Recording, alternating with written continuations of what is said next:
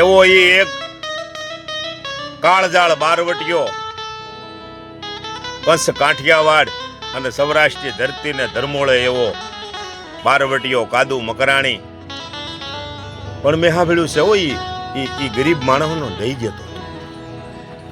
એ કોઈ વ્યાજખોરો, કોઈ હરામખોરો, કોઈ એવા માણસો નો જેવાના ટકા એ પૈસા જે એની પાસેથી લઈ અને ગરીબોને દઈ અને ઘોડિયું એની ઉયું જાય. એ એક રૂપિયો રાખતા નહોતા. એટલે એના બારવટા લાંબા હાલ્યા અને એટલે કવિઓને એના વખાણ કરવા પડ્યા. ઝવેરચંદભાઈ મેઘાણીની મુખેથી આ લખેલી કથા એટલે એને બિરદાવવી પડી. પછી કોઈ કવિ, કલાકાર કોઈ પણ હોય પણ કે કાદુ મકરાણી તો કે ઈ ખાલી રોંઢે પણ 4 વાગ્યાને સમયે ઘોડી નીકળી હોય તો ડેલા જેવાઈ જાય એવો આડા ભીડ બારવટીયો. ઓહો! પણ 2-3 દિવસ ડુંગરોમાં ભૂખ્યા રહે પછી તો કે હવે હાલો કોઈ ગામને ભાંગી નાખવું છે. એટલે કાદવ મકરાણી એમ કહે છે કે કાલ ડેરી અને વડાળ એ જૂનાગઢના 2 ભાંગી નાખવા છે. અને એ જ્યારે નક્કી કરે કે આજ આ તારીખ આ ટાઈમે ગામને ભાંગવું છે એટલે એ ભાંગી રહે. આવો કાળજાળ બારવટીયો. ઓહો! એટલે એની નક્કી કરી એના માણસોને કીધું કે મારો ઘોડા એટલે ત્યાં એ ડેરી અને વડાળ જૂનાગઢથી રાજકોટ જાવ એમાં વસાળે આડું આવે એ 2 ગામની ફરતો ઘેરો નાખી દે. એટલે એ 2 ગામનું માણા ગામમાં હિમમાં હિમમાં ફેરીમાં ક્યાંય કૂતરું કે સકલ્યું પણ ફરકે નહીં. કારણ કે એક જ વાત વેચી ગઈ કે કાદુ મકરાણીએ ઘેરો નાખ્યો છે. એ કાળજાળ બારવટીયો હવે આપણા ગામને મેલશે નહીં. એવું બધાય પૈસા વાળા મીંડા ડરવા. કોઈ ન કરવાના ધંધા કરીને પૈસા ભેળા કર્યા હોય એને તો બહુ ડર મીંડો લાગવા કે આપણું ઘર તો એ પહેલા ભાંગી નાખશે. પણ એ સમયની માથે 4-5 દિવસ પહેલા કોઈ કણબી પટેલમાં એક બાઈ પૌણીને આવી અને ઈ ફળિયામાં વાળતી એમ એની હાહુને કહે છે કે બા તારકે બોલો ને બેટા, તારકે તમારા દીકરા 2 દિવસથી વાડીએ છે અને એને કાંઈ ખાધું નથી, મને રાજી ઊંઘ નથી આવતી. અરે બેટા ઊંઘ તો મને નથી આવતી, હું તો માં છું, મને થોડી ઊંઘ આવે.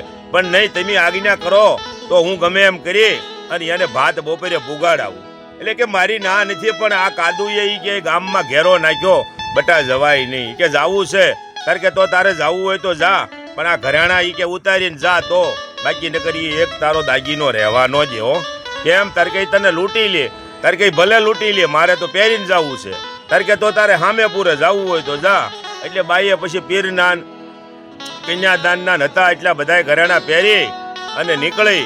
તારે એની હાહુ એટલું બોલ્યા કે તું સામે પૂરે હાલીને જાશો પણ એ તારો બાપ કાદુ તને મેલશે નહીં, તારું બધું લૂંટી લે.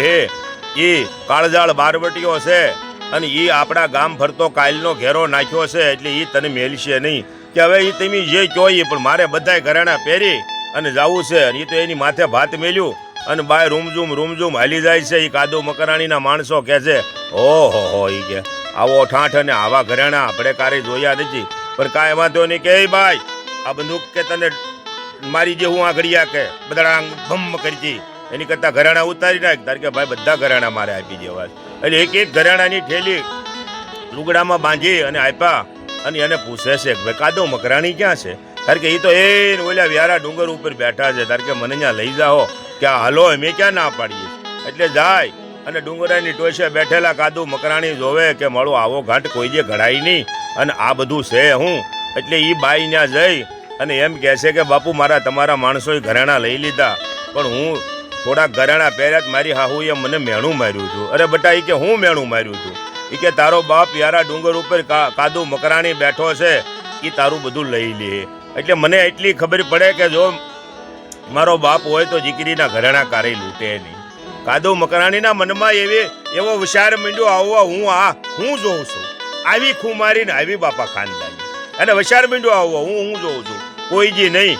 અને આહુડાની દોર પડી ગઈ. કાદુ મકરાણીની આંખમાંથી દડ આહુડા પડી ગયા.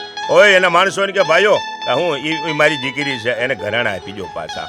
એટલે એના માણસો તો ઘરેણા આપી દે છે, પણ હવે એ એમ કહે છે કે બેટા તું તો ભાત લઈને જાશો તારા ઘરવાળાને ખવડાવવા, તું તારે જા, તારો બાલે વાંકો હવે નો કોઈ કરે. પણ આજ મારી પાસે તને દેવા કાંઈ નથી. કે બાપુ મારી ક્યાં કાંઈ જોતું છે? એ કે ના, એક સાંજીનો કોરડો પહેર્યો છે એ એનું કાપડું કરે છે કાદુ મકરાણી. આવી ખાનદાની છે. તારે દુલાભાઈ કાગ ઝવેરચંદ મેઘાણી પિંગળસિંહ પાતાભાઈ, ભગુભાઈ રોહડિયા, આવા બધાય કવિઓ થઈ ગયા.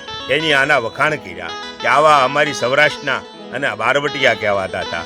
અને પછી એ દીકરીને છેલ્લે કાદુ મકરાણી એમ કહે છે કે બેટા આજ રાજી તારું ગામ ભાંગવું છે એટલે તારે ડેલે એક દીવો મેકી દેજે એટલે તારું ઘર અમે નહીં ભાંગી. એટલે એ બાઈ એના ઘરવાળાને ભાત દઈને આવી અને ઘરે એની હાહુને વાત કરે છે. આડો પાડોમાં એ વાત વિપરી જાય છે. કોઈ બારું તો નીકળ્યું નહોતું. બે ત્રણ વાણા વાઈ ગયા હતા. એટલે આખા ગામની અંદર ડેલે ડેલે દીવા થઈ જાય છે. કારણ કે અમુક વાતો જલ્દી ગામમાં પસરતી હોય છે. એટલે આખા ગામમાં કાદવના માણસો આંટા મારી અને કહેશે કાદવ મકરાણીને શું કહેશે કે બાપુ આ તો આખા ગામમાં ડેલા છે, તમે શું કરવું, કયું ડેલું ભાંગવું? એ કે એક કે નથી ભાંગવું. તાર કે કેમ? હવે તો હા આપણી દીકરીનું ગામ કહેવાય, એ આપણથી ભંગાય નહીં. બે દિવસ જવા જો, એ બીજા ગામ માથે મારીશું લોથો અને એ બધું લઈ આવશું. હવે આપણે ભલે ભૂખ્યા રહી, કાલ હુરી જ નારણી કરે એ ખરી. એમ કરીને ત્યાંથી કાદવ મકરાણી વયા જાય છે. એક વ્યક્તિ સજન હતી અને આખા ગામમાં વાત વિપરી જાય છે કે એ બાઈને બધા જોવા નીકળે છે કે આ ગામને આપણે બસાવ્યું અને એ એટલું બધું જીગરવાળી બાઈ કોણ છે એમ આખું ગામમાં વાતું નીકળી જાય છે. આવી ખાનદાની બારવટિયાની ઓહો સૌરાષ્ટ્રમાં ઓ ભાઈ.